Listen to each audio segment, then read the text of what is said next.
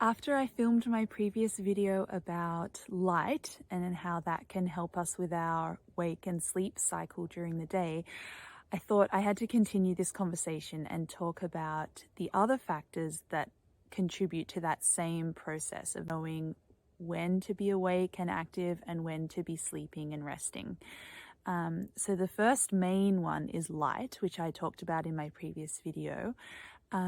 There's two other main ones. So in this video, I'm going to talk about temperature, which is really an underestimated part of this process.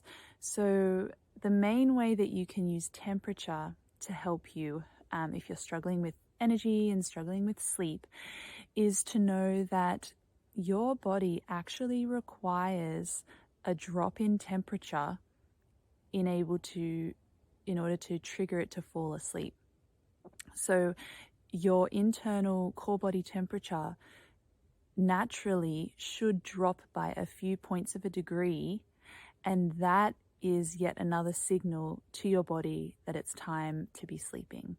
So if you think about it in more of a traditional sense, when we were hunter-gatherers and when we were living more in sync with the natural rhythms of our world, when we weren't living in insulated houses and we didn't have heating and all of this that artificially influences our environment, if you think about during the day, the fluctuations in temperature, as night falls, and which is the time to be sleeping, the temperature is going down, right? And so our body temperature is going down. And over the millennia, that has become one of the cues to our body to signal, yes, this is sleep time. This is when we should be falling asleep.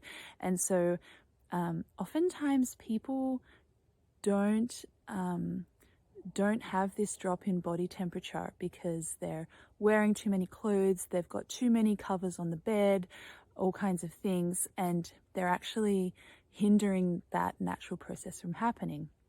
So a way that you can make this work for you is a way that I love to sort of hack this is to have a hot shower 15-20 minutes before I intend to go to bed. So firstly, that's a really nice thing to do because it's relaxing and it's a nice way to end the day. But what's happening is in the shower, you're getting warmer. And then as you get out of the shower and then you sort of get ready for bed, your body temperature is naturally going to come down a little bit. And so you have created that situation of your body temperature decreasing. And that I have found personally has really, really helped me with my sleep. And really it's just sort of a way of kind of mimicking that natural decrease that would be happening if we were living outside and living more naturally. So I hope that's something that you considered incorporating into your day. And I would love to know if you give it a try and if it works for you. All right, have a great day.